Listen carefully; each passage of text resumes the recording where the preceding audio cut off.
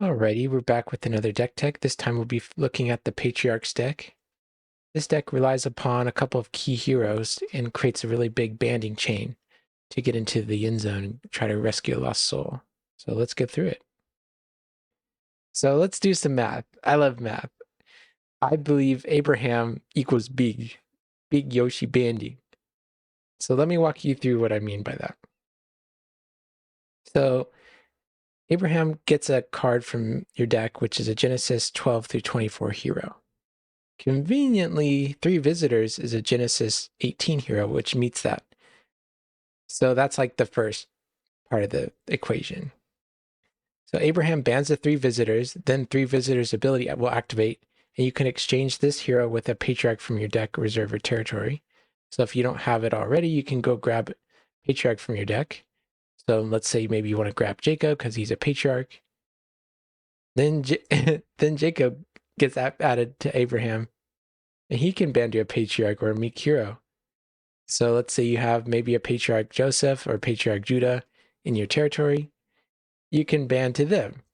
And so it gets bigger because they ban to each other. Judah can ban to a Patriarch.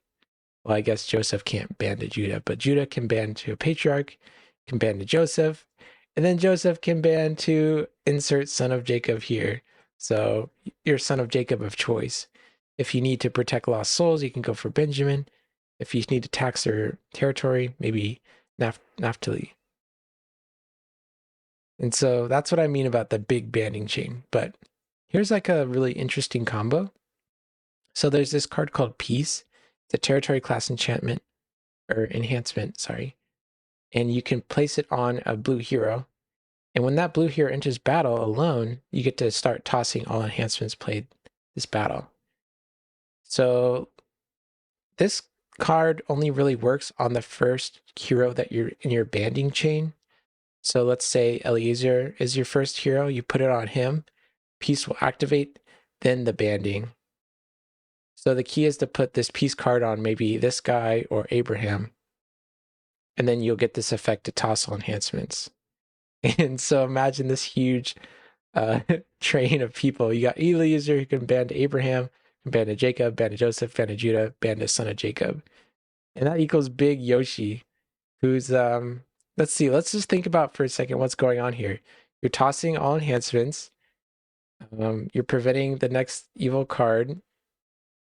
Well, that's not going to matter if you're tossing everything, but still. Judah negates something in territory. Joseph protects, or if you had Benjamin, you could protect all lost souls in territory. Jacob could go search out a card from your deck. And Abraham negates neutral cards. So there's not really a lot of outs that opponents can do from this point if you get your big combo, big band off. Their priority is to kill this guy. Whoever has peace on him, that's going to be their priority. And they're going to probably have to spend a lot of resources doing that, maybe.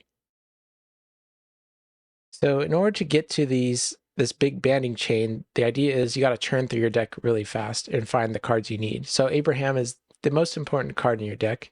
You have a lot of cards that can go get him, like Faith of Abraham. This card searches for Abraham specifically, and even can search through your discard pile in a pinch. Covenant of Noah grabs you cards from your deck. So if you already have Abraham, you can activate this once a turn, and you can grab your other patriarchs to start getting the banding chain going. Numerous of the Stars is another important card. Based upon the number of star cards in your hand, you can take up that many heroes from your deck, discard pile, or reserve. So this is great in the early game if you need to start getting that banding chain up. It's also great in the late game if your opponent somehow gets rid of all your characters. You can get them back. Some other cards in the deck really just help you churn through your deck and draw as many cards as possible are Lost Souls like Prosperity. This one, you have to go down a card, but then you get to draw 2. So you get rid of a card you don't need, draw 2 cards that you might need. Virgin Birth, this card is really good. Star ability. The thing is, you don't really have any white or green heroes in your deck, but that's okay, because when you draw this card with a star ability, you can replace it, like underdeck this card and take one of the cards from your top 6. So just getting some more selection Joseph's Silver Cup is not as good as Virgin Birth, but you can do it every turn. If you have Unity, you can look at the top 3 cards of your deck and take one and underdeck the rest. So this is just trying to get you to what you need the right time. So that's the kind of the idea about the offense is big banding chains, lots of velocity, and there's a lot of different defenses you could pair with it, but another good one to pair with it is like a defense that slows your opponent down. You're trying to go really fast, so if you can try to slow them down, that's going to be good. So this specific defense is good against slowing your opponents down. So for example, the Fallen Star, if you have Unity, Orange Brigade, this guy shuts down search abilities. Well, I shouldn't say shuts down, but if they search, they have to underdeck a random card from their hand. So you can imagine how annoying that could be. And this is territory class enhancements or character. Blindness, this is an artifact that you have out. If the opponent searches their deck, they have to take a random card from their deck instead. So it's kind of like a really annoying, like searching, kind of like the Falling Star. I imagine opponents who are trying to fight Fallen Star and Blindness at the same time. Every time they search their deck, they're grabbing a random card and tucking a random card from their hand. It's just like, well, what's going on, you know? Destructive Sin is really good because it's a territory class enhancement. You can place it in their territory. And every time the opponent uses a good draw ability, you get to draw from the bottom of your deck instead. So let's say they have a card that says draw 3. Instead of drawing 3, you would just draw a card from the bottom of your deck, I believe. That's how that works. In addition to that, you have also cards that can be placed on cards in the opponent's territory, slow them down. So Possessing Spirit, you can play it from hand, and you will negate a good card in the territory. And that can shut down any good fortresses and good heroes in their territory. Sordid Spirit, you can swap it out for something in your reserve or deck. In the reserve, we have this card named Beelzebub. It's one of the strongest demons that there is because of a cannot be negated ability. And here's a cool little combo. So like, why pair demons with Son of Jacob attack or Patriarch attack? I believe the payoff for that might be the card Choked Seed. So let's first talk about star ability. If you draw this card in your opening hand or you draw it normally during your turn, you can top deck Peace. So Peace is, you're trying to get Peace in, and this Choke Seed is really good at getting Peace. So that's like one good thing about Choke Seed. But the other thing is Choke Seed lets you draw a heck of cards. So for example, if you have the accumulator out and you create those 7 evil character tokens, let's say you block with one of them, it's a 1/3, you're probably going to have initiative. And you have the rest of the 6. You can play Choke Seed on your 1/3, put the rest 6 of your accumulator tokens on like a big hero, and then watch. So let's just say you see X. So we have X, we have 6 placed orange cards now. It says you may draw X, and then you may draw X from the bottom of the deck. So if you do this right, you could draw 12 cards off a Choke Seed. And so next turn, you're going to be coming in with all that gas, all those heroes that you probably just drew. So this is like, if this works, it's probably one of the stronger draw engines in the game. And it's a 2-card combo. So I love this accumulator card. This card is so cool and unique. And Choke Seed also really cool, interesting effect.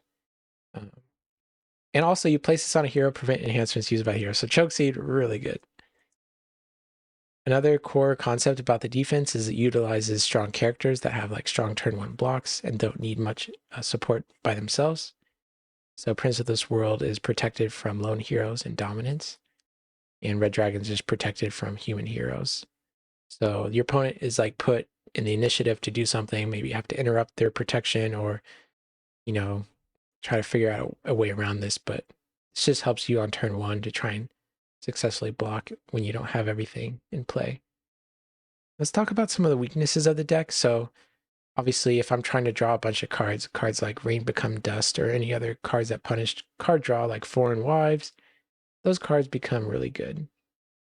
When I'm trying to ban a bunch of things, Pot of Mana is also really good, or cards that punish heroes that are banned in battle. Like there's this card that underdecks all heroes in battle, can't be negated.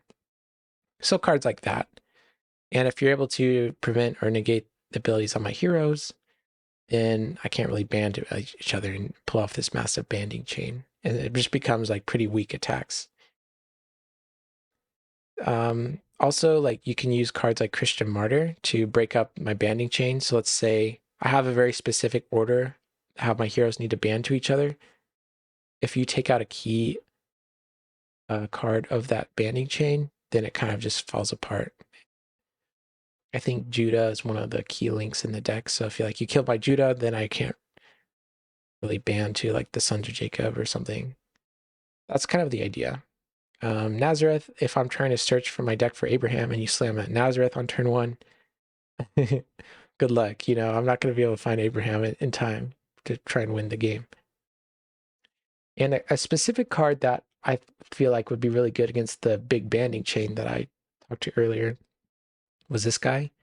It's a can't be prevented ability that says, while one or more heroes is in battle, protect this card from heroes in dominance. So I can't even Angel the Lord it,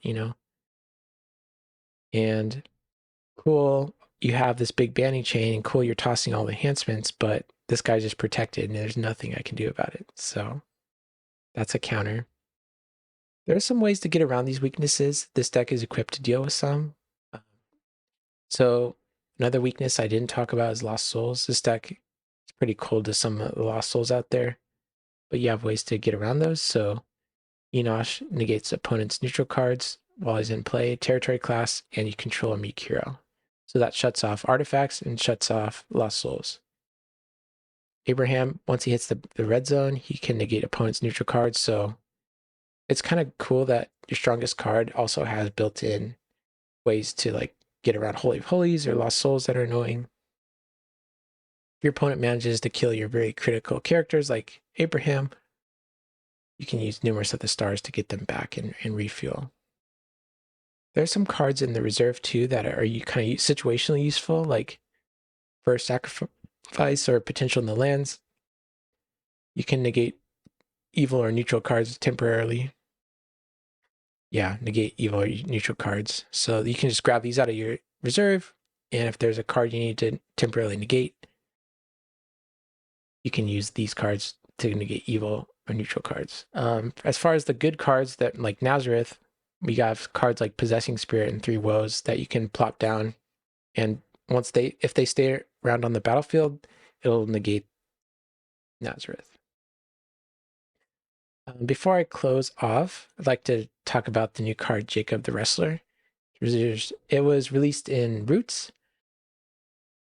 This card opens up like another direction for the deck, which might be worth exploring. It can ban to OT Angels. So you imagine you have like this big banding chain, and then you ban in Jacob, who can ban to OT Angels. So probably the best two are Malka the Nameless and Captain. This guy will protect all the heroes in battle from evil cards. So a big group of heroes plus protection from evil cards, really good. Captain of the Host, fight by the numbers. So that was really strong in Classic Redemption and still strong today. So I could see like another version of the deck using Jacob and like Captain of the Host to really get it done. So that's the deck tech. I'll post the deck list in the description, and I'll post a gameplay link to the gameplay video after that too.